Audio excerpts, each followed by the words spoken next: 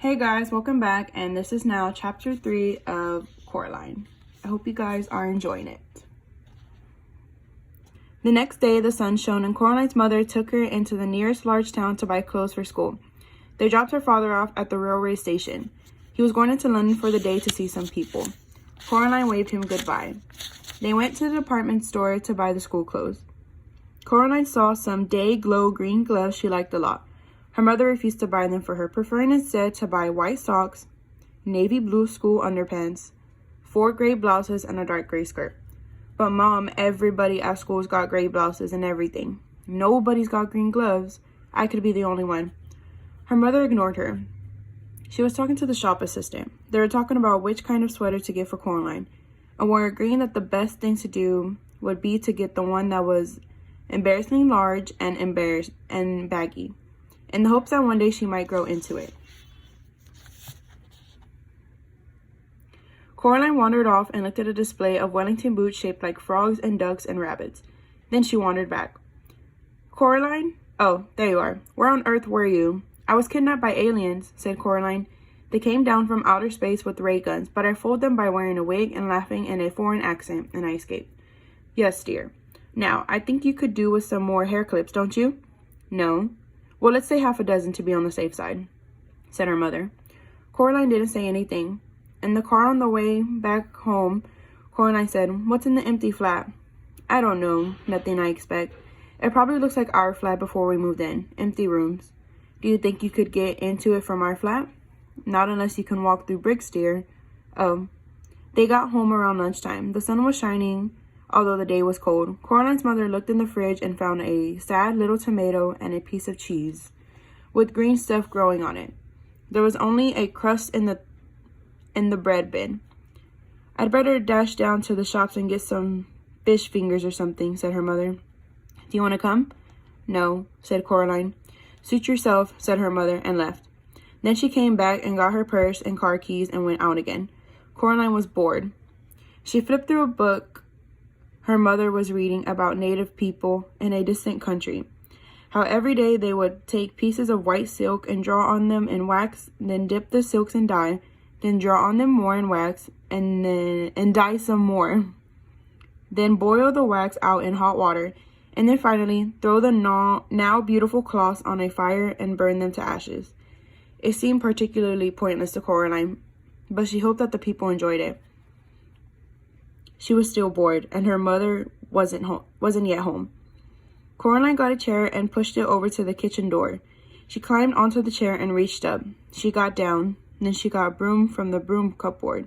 She climbed back on the chair again and reached up the broom. Chink.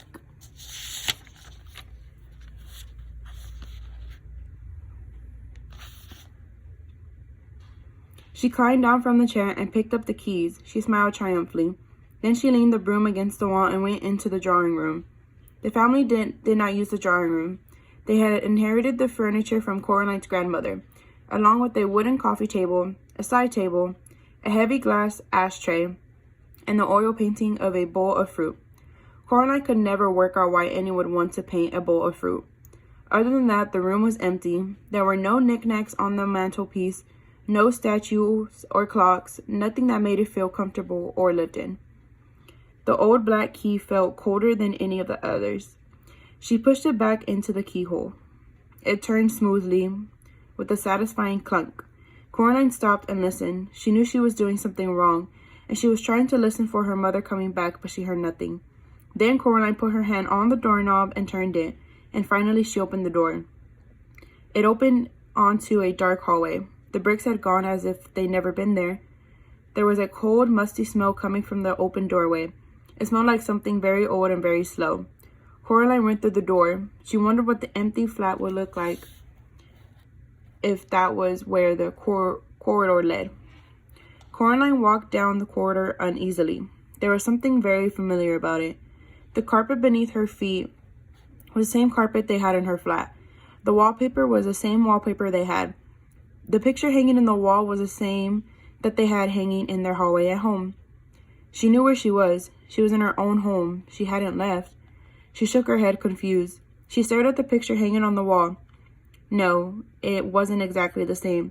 The picture they had in their own hallway showed a boy in old-fashioned clothes staring at some bubbles. Now the expression on his face was different. He was looking at the bubbles as if he was planning to do something very nasty indeed to them, and there was something peculiar about his eyes. Coraline stared at his eyes, trying to figure out what exactly was different. She almost had it when someone said, "Coraline?" It sounded like her mother. Coraline went into the kitchen where the voice had came from. A woman stood in the kitchen with her back to Coraline. She looked a little like Coraline's mother, only her skin was as white as paper.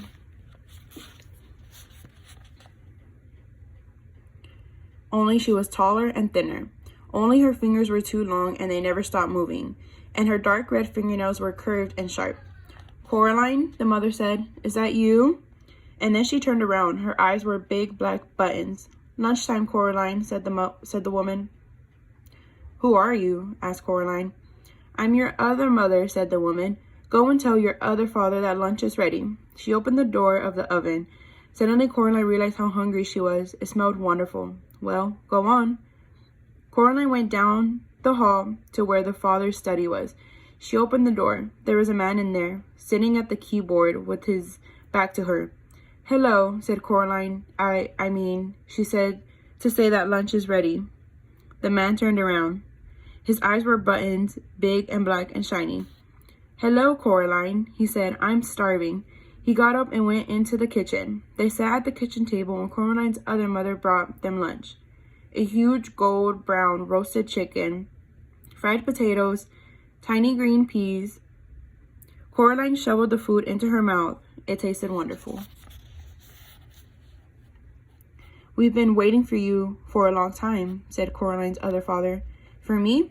"Yes," said the other mother.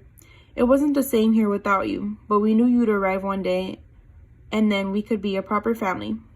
Would you like some more chicken?" It was the best chicken that Coraline had ever eaten. Her mother sometimes made chicken, but it was always out of packets or frozen, and it was very dry, and it never tasted of anything. When Coraline's father cooked chicken, he brought real chicken. But he did strange things to it, like stewing it in wine, or stuffing it with prunes, or baking it in pastry. And Coraline would always refuse to touch it on principle. She took some more chicken. "I didn't know I had another mother," said Coraline cautiously. "Of course you do. Everyone does," said the other mother, her black button eyes gleaming. "After lunch, I thought you'd like to play in your room with the rats." "The rats?" "From upstairs." Coraline had never seen a rat, except on television. She was quite looking forward to it. This was turning out to be a very interesting day after all. After lunch, her other parents did the washing up, and Coraline went down the hall to her other bedroom.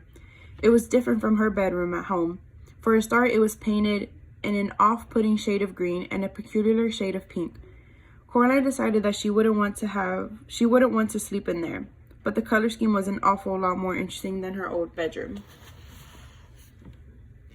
There were sorts of remarkable things in there she'd never seen before.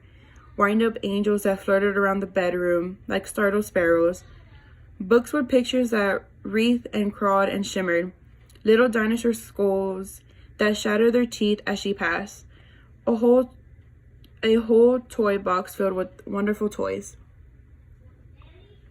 "This is more like it," thought Coraline. She looked out of the window. Outside, the view was the same one she saw from her own bedroom. Trees, fields, and beyond them, on the horizon, distant purple hills. Something black scurried across the floor and vanished under the bed. Coraline got down on her knees and looked under the bed. 50 little red eyes stared back at her. "Hello," said Coraline. "Are you the rats?" They came out from under the bed, blinking their eyes. In the light, they had short, soot black fur, little red eyes, pink paws like tiny hands, and pink hairless tails like long, smooth worms. "Can you talk?" she asked. The largest, blackest of the rats shook its head. It had an unpleasant sort of smile, Coraline thought. "Well," asked Coraline, "what do you do?" The rats formed a circle. Then they began to climb on top of each other, carefully but swiftly, until they had formed a period with the largest rat at the top. The rats began to sing in high, whispery voices. "We have teeth and we have tails. We have tails, we have eyes. We were here before you fall. We will be here when we rise. It wasn't a pretty song. Coraline was sure she'd heard it before, or something like it, although she was unable to remember exactly where. Then the pyramid fell apart and the rats scampered, fast and black, toward the door. The other crazy old man upstairs was standing in the doorway, holding a tall black hat in his hands. The rats scampered up him, burrowing into his pockets, into his shirt, up his trouser legs, down his neck. The largest rat climbed onto the old man's shoulders, swung up on the long gray mustache, past the big black button eyes, and onto the top of the man's head. In seconds, the only evidence that the rats were there at all were the restless lumps under the man's clothes. Forever sliding from place to place across him, there was still the largest rat, who stared down with glittering red eyes at Coraline from the man's head. The old man put his hat on, and the last rat was gone. "Hello, Coraline," said the other old man upstairs. "I heard you were here. It is time for the rats to have their dinner, but you can come up with me if you like and watch them feed." There was something hungry in the old man's button eyes that made Coraline feel uncomfortable. "No, thank you," she said. "I'm going outside to explore." The old man nodded, very slowly. Coraline could hear the rats whispering to each other, although she could not tell what they were saying. She was certain that she wanted to know what they were saying. Her other parents stood in the kitchen doorway as she walked down the corridor, smiling identical smiles and waving slowly. "Have a nice time outside," said her other mother. "We'll just wait here for you to come back," said her other father. When Coraline got to the front door, she turned back and looked at them. They were still watching her and waving and smiling. Coraline walked outside and down the steps. And that is the end of chapter 3.